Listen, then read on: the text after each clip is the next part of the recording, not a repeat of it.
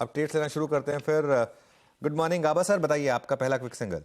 Good morning. Stock का नाम है MCX। आई थिंक यह भाग रहा है, 2252 पर ट्रेड कर रहा है। मुझे लगता है 2300 पार कर ही लेगा। MCX स्टॉप होगा 2225 पर, ध्यान देना चाहिए। MCX पर ध्यान दीजिए। ये हो गई गाबा सर की पिक का। मानस, आप क्या पिक कर रहे हैं? देखिए, मेरा पिक मन्नापुरम है। मन्नापुरम अगर आप देखिए तो पिछले करीब 2 मंथ से लोअर लेवल पे 140 के आसपास सपोर्ट लेता है। आज पॉइंट ये है कि 20-डे मूविंग एवरेज को स्टॉक ने मन्नापुरम ने रिगेन कर लिया है। वहां पर वॉल्यूम देखने को मिल रहे हैं, तो मन्नापुरम में खरीदारी करने की राय रहेगी। करंट लेवल्स पे खरीदारी करिए 142 के स्टॉप लॉस से, और 148 तक के भाव आपको देखने को मिल सकते हैं मन्नापुरम में। ऑप्शन में अगर ट्रेड लेना हो तो 145 वाला कॉल ऑप्शन लिया जा सकता है मन्नापुरम का। माफ करिएगा, वहां लिक्विडिटी नहीं है मेरे ख्याल से, बैन में है शायद, I am not sure, but cash में आप ये डेफिनेटली ट्रेड ले सकते हैं। ओके, चलिए, तो ये हो गया मन्नापुरम। आज एम फैक्टर हावी है। आई मीन MCX आ गया, मन्नापुरम आ गया, गेनर्स में मेट्रोपोलिस भी शामिल है, तो आज एम फैक्टर थोड़ा सा काम करता हुआ शीर्ष पर इस वक्त। आशीष बैती जी, आपका ट्रेड क्या होगा? एम के बाद एन से देना चाहूंगा। नेस्ले में खरीदारी की सलाह रहेगी। नंबर्स के बाद कल स्ट्रांग मूव था इसमें, और आज वापस फॉलो थ्रू बाइंग बहुत स्ट्रांग देखने मिल रही है। मुझे लग रहा है इन लेवल्स पे बहुत अच्छे 52 वीक हाई पे ऑलरेडी ये स्टॉक ट्रेड कर रहा है, और जिस हिसाब का सेटअप बना हुआ है इसमें हमें लगता है 25,000 तक के लेवल्स देखने मिल सकते हैं। तो खरीदारी की सलाह है नेस्ले में। जो स्टॉप लॉस इसमें मेंटेन करना हो 23,900 का एक एसएल मेंटेन करे। ओके, राजेश जी, ओ से क्या देंगे आप? वीरेन जी, मेरे लिए हाँ हाँ, आप ही के लिए। अच्छा, नहीं, मैंने मेरा नाम नहीं सुना बाकी सब सुना। देखिए वीरेन जी, नज़र है कैनफिन होम फाइनेंस पे। मेरी नज़र है कैनफिन होम फाइनेंस पे। एक बेहतरीन स्ट्रक्चर है, कल भी इस पे बात हुई थी। मुझे लगता है कि इसका जो टारगेट है वो रहेगा 800-810 का। तो एक बड़ा ब्रेकआउट मुझे लगता है यहाँ पे पेंडिंग है, तो 770 के ऊपर हम कैनफिन होम फाइनेंस को बाय करेंगे। स्टॉप लॉस जो रखेंगे वो रहेगा 760। ये राजेश जी, एक्चुअली थोड़ा सा वॉल्यूम का लैग हो जाता है वीरू का। वो जोक जो था समझे नहीं वो, क्योंकि M से स्टार्ट हुई फिर N पे आए, तो आपके लिए O से अगर कोई स्टॉक था तो O से ज़्यादा स्टॉक्स हैं भी नहीं एक्चुअली। प्रशांत जी, P से तो काफ़ी स्टॉक्स हैं, और आपका तो नाम भी P से स्टार्ट हो रहा है, तो आपका क्विक सिंगल P से या कुछ और? एक्चुअली परसिस्टेंट होता था, थोड़ा वेट करूंगा अनुज जी। मुझे जो अभी स्टॉक काफी अच्छा लग रहा है, इनफैक्ट बहुत अच्छे सपोर्ट लेवल पे लग रहा है, रिस्क कम लग रही है, वो होगा DLF। ये करीबन 563 के आसपास, 563 के आसपास ट्रेड कर रहा है स्पॉट। मेरा स्टॉप लॉस होगा 554, और जो टारगेट में दिख रहा है वो 580 का होगा। मुझे लग रहा है ये स्विंग हाई को रिटेस्ट कर सकता है, इनफैक्ट एक नया हाई भी बना सकता है। तो DLF मेरी पिक होगी। ओके, DLF होगी आपकी पिक। अच्छा, एक बार परसिस्टेंट को रिविजिट करते हैं। पार्थिव, कल भी हमने ये स्टॉक बार बार डिस्कस किया था, अच्छे नंबर्स मिड कैप IT में। ये तीसरी बार बैक टू बैक अच्छे नंबर्स इस कंपनी ने डिलीवर किए हैं, और ये एक ऑलमोस्ट ऑल टाइम हाई की ट्रेजेक्ट्री में रहा है स्टॉक का। लेकिन इन लेवल्स पर क्या व्यू होगा यहाँ पर आपका? नो डाउट वैल्यूएशन एक्सपेंसिव है, लेकिन परसिस्टेंस का अगर आप 3 साल, 5 साल या इवन 10 साल का सेल्स ग्रोथ का ट्रैक रिकॉर्ड देखे और EPS ग्रोथ का ट्रैक रिकॉर्ड देखे, तो it has almost match with the stock performance. और स्टॉक परफॉर्मेंस की भी मैं बात करूं तो आई थिंक पिछले 5 साल में it has been a compounding machine of 55%। Company की जो स्ट्रैटेजी है वो काफी डिफरेंट है एज कम्पेयर टू दूसरे मिड कैप। उन्होंने जो क्लाइंट्स माइंड किए, वहां पे उनकी जो कमेंट्री आ रही है कि जो सेंटिमेंट है वो काफी स्ट्रांग है, और ऐसा नहीं हो रहा है कि उनके क्लाइंट्स के बजट्स डिफर हो रहे हैं। वहां पे पाइपलाइन अच्छी है, TCV स्ट्रांग है, और आर्टिफिशियल इंटेलिजेंस और रीजनरेटिव AI वहां पे उनका काफी अच्छा फोकस है। तो मुझे लग रहा है कि ये स्टॉक अभी प्राइस टू परफेक्शन है, लेकिन कोई भी डिक्लाइन आता है 5 to 10% का, तो I think Persistent Systems a very good IT company to hold for long term. Okay, एक बार जरा IGL रिविजिट करते हैं। और ये देखिए, मैं फिर से आपको बता रहा हूँ, हमने कल इसको एक क्या चल रहा है, मैं स्पॉट किया था इसको कि क्यों ये इतना वीकनेस दिखा रहा है स्टॉक। क्योंकि जो एक दिल्ली गवर्नमेंट की एक पॉलिसी से रिलेटेड एक इशू है कि ओला उबर जो है वो उनको इलेक्ट्रिक शायद होना पड़े, और अब तक तो खैर पूरी की पूरी फ्लीट वहाँ दिल्ली NCR में तो खासतौर से पूरी की पूरी CNG पे ही चलती है। तो ये एक नेगेटिव इम्पैक्ट की वजह से स्टॉक करीब करीब अब 7.5% नीचे यहाँ पर। वैसे जब से गैस प्राइसेस बढ़े हैं, इतना कोई बहुत ज़्यादा डिस्टेंस रह नहीं गया था गैस और डीजल की गाड़ियों में भी ऐसे भी प्राइस के हिसाब से। लेकिन अभी इस समय यहाँ पर एक इम्पैक्ट करीब करीब 7% नीचे। पार्थिव, इसको नीजर्क मान के खरीदें इसमें या फिर अवॉइड करें अभी?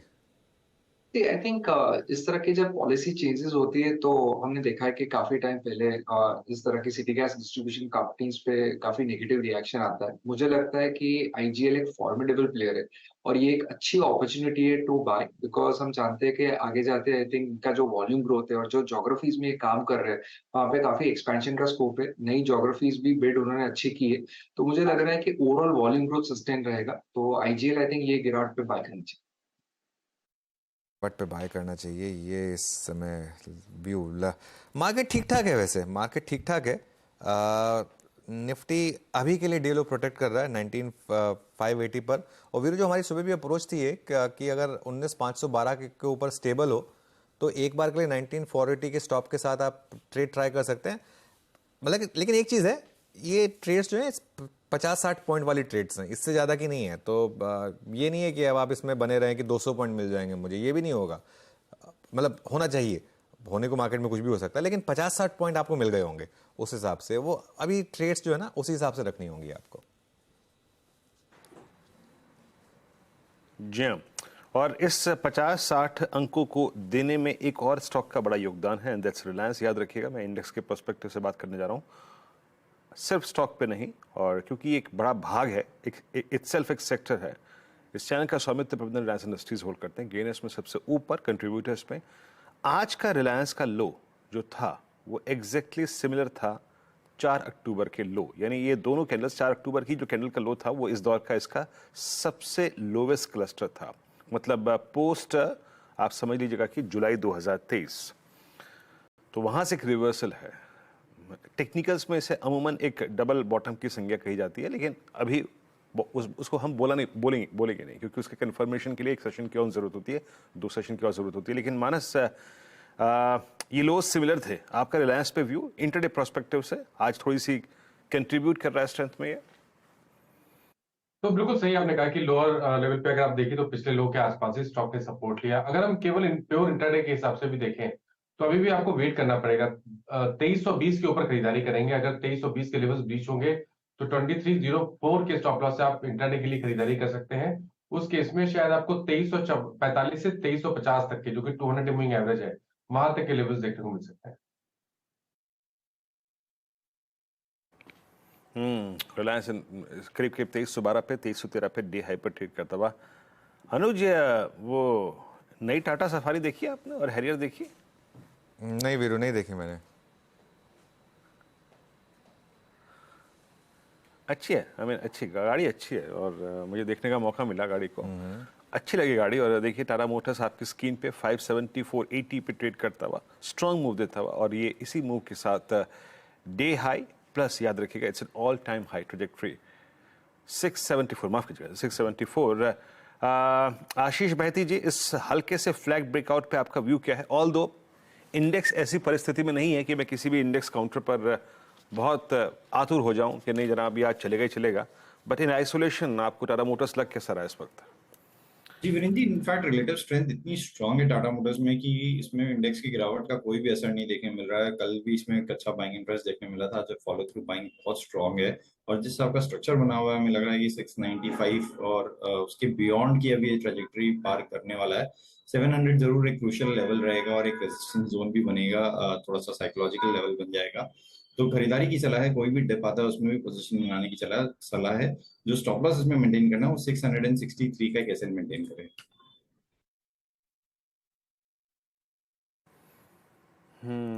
टाटा मोटर्स 675 डे हाई की ट्रेजेक्टरी मार्केट ट्रेड करता हुआ, और ये इस दौर का इसका हाई भी है। निफ्टी वही गया, मतलब 19,580 के जोन में, वहां से थोड़ा सा रिट्रेस होकर बैकफुट पे आ गया। और यूनाइटेड ब्रेवरीज को देखिए आप रिजल्ट रिएक्शन में, अब 1628, क्या गजब का स्विंग है इस काउंटर में। अनुज, आज मेरे ख्याल से बिग स्टॉक्स में आज कोलगेट का जिक्र किया गया था ना? कोलगेट कोलगेट था आज उसमें, स्पॉटलाइट में का था, जिक्र किया गया था। कोलगेट स्पॉटलाइट में था। लेकिन वीरू, यूनाइटेड ब्रूअरीज भी हमने 3-4 बार डिस्कस किया है, और मेरी वो एक डार्क हॉर्स स्टॉक्स में भी एक रहा है यूनाइटेड ब्रूअरीज।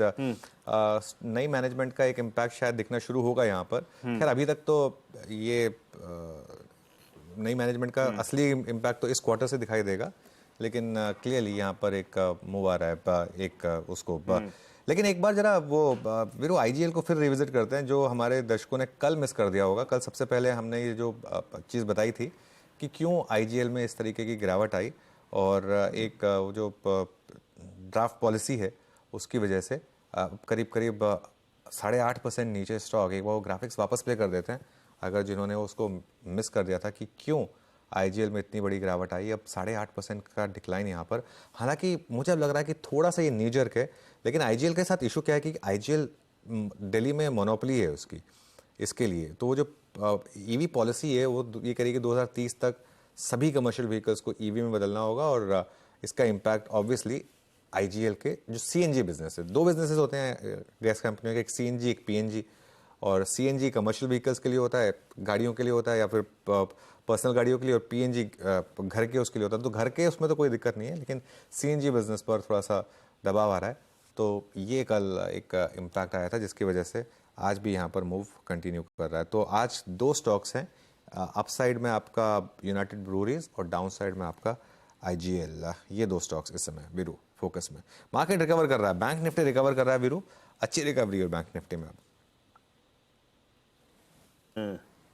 बिल्कुल, बैंक निफ्टी में एग्जैक्टली अभी तक अगर आप शुरुआती लगभग 18 मिनट में देखें तो ठीक वही रिकवरी है जो कल थी, ठीक एग्जैक्टली एप्रिका प्रतिबिंब जिसे बोलते हैं।